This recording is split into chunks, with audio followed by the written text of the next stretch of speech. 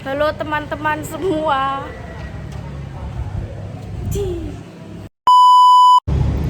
Assalamualaikum warahmatullahi wabarakatuh. Halo guys, kami dari kelompok 4. Kami di sini akan menjelaskan tentang penerapan fisika dalam kehidupan sehari-hari yang dapat kita amati dalam lingkungan sekitar. Sebelumnya, perkenalkan, nama saya Friska Rindiani dengan NIM 2202 1010 2017 dan rekan Saya Dini Septianingrum dengan NIM 2202 1010 2022. Halo, perkenalkan nama saya Najia Melani Putri dengan NIM 22021 010 2023. Saya Nur Aziza Trijana dengan NIM 2202 1010 2113.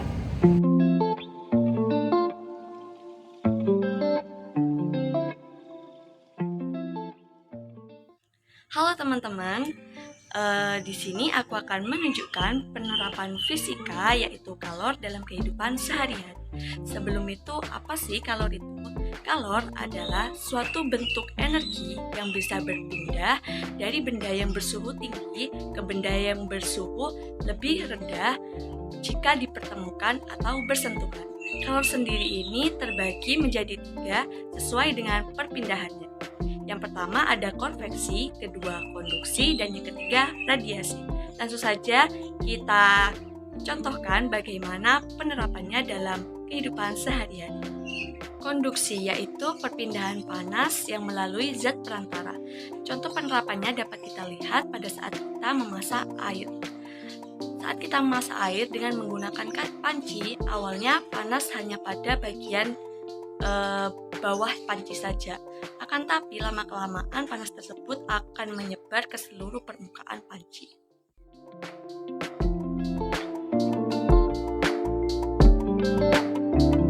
Konveksi adalah perpindahan kalor yang melewati suatu zat disertai dengan perpindahan bagian-bagian zat itu sendiri.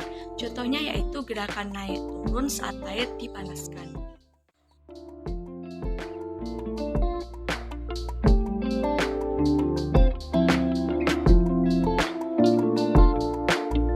Radiasi adalah perpindahan kalor yang tidak menggunakan zat perantara sama sekali.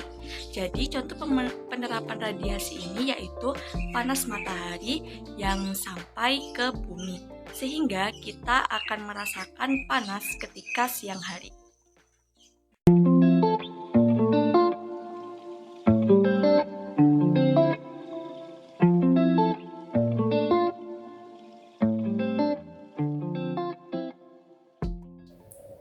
Penerapan fisika dalam kehidupan sehari-hari yang kedua adalah massa jenis zat cair. Nah, kalian di sini sudah pada tahu kan kalau es batu selalu berada di atas ataupun mengambang di dalam air. Baik dapat kita temui pada air dingin, air es teh, ataupun fenomena yang berada pada kutub utara, di mana posisi es lebih dahulu ataupun berada di atas daripada posisi air. Nah, kalian pernah mikir nggak sih kenapa es batu selalu mengambang di dalam air? Dari sini, mari kita lihat peristiwa berikut ini. Nah, di sini ada es batu, kemudian kita tuangkan es teh ke dalam.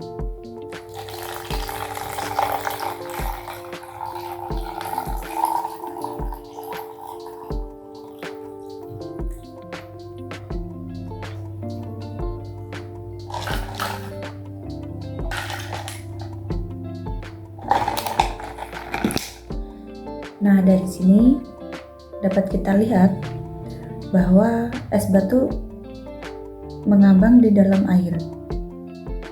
Hal ini dikarenakan massa jenis es lebih kecil daripada massa jenis air. Tetapi, mengapa massa jenis es lebih kecil daripada massa jenis air, padahal mereka berasal dari zat yang sama yaitu H2O? Alasannya, karena pada air, suhu 4 derajat Celcius sampai 10 derajat Celcius justru akan mengalami memuai jika diinginkan, yang dapat kita kenal dengan istilah anomali air. Akibatnya, es yang merupakan hasil pendingin dari air memiliki volume yang lebih besar, sehingga massa jenisnya mengecil.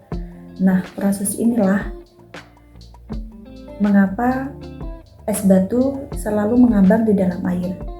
Bye-bye.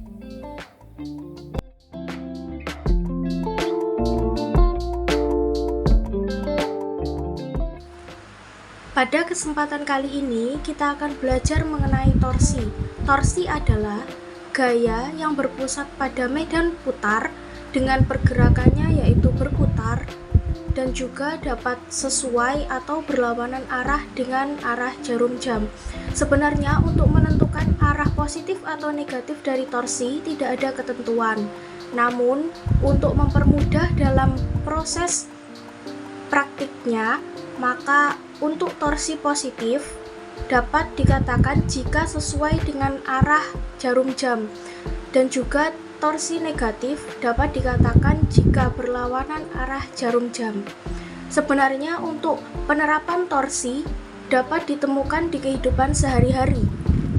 Contoh dari penerapan torsi dalam kehidupan sehari-hari yaitu saat kita membuka pintu ketika hendak untuk pergi ke kampus, itu juga merupakan contoh penerapan dari torsi.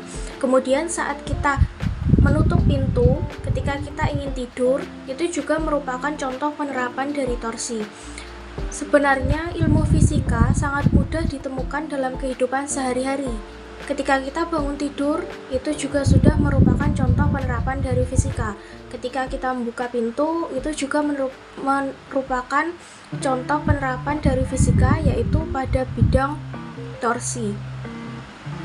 Sebenarnya ilmu fisika itu sangat beragam dan juga mudah sekali ditemui dalam kehidupan sehari-hari, namun kita sering tidak menyadari akan hal itu.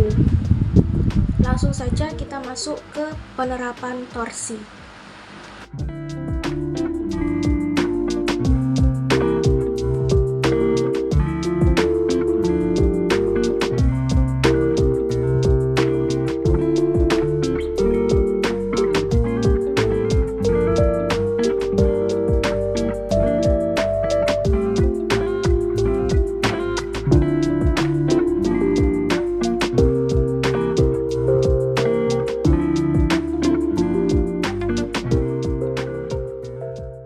Nah, teman-teman pastinya sudah tahu kan kalau ayunan merupakan salah satu contoh penerapan hukum fisika dalam kehidupan sehari-hari.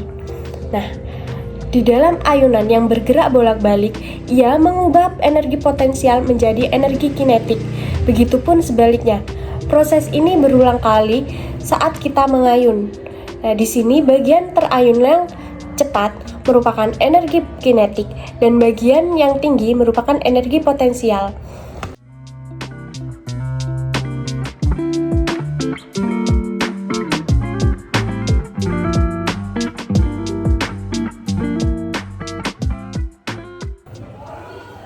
Nah, jadi energi potensial ini dapat meningkat apabila kita melaju tinggi di ayunan tersebut. Nah, begitu teman-teman, sangat mudah bukan menemukan hukum fisika dalam kehidupan sehari-hari. Pembohong, kau pembohong. Bagaimana teman-teman? Fisika merupakan ilmu yang mudah dan menyenangkan, bukan? Bukan. Gak bahaya lah. Demikian penerapan fisika yang dapat kami berikan. Jangan lupa Like, komen, dan subscribe di channel YouTube kita. Bye-bye. Tereng teng teng teng teng teng teng.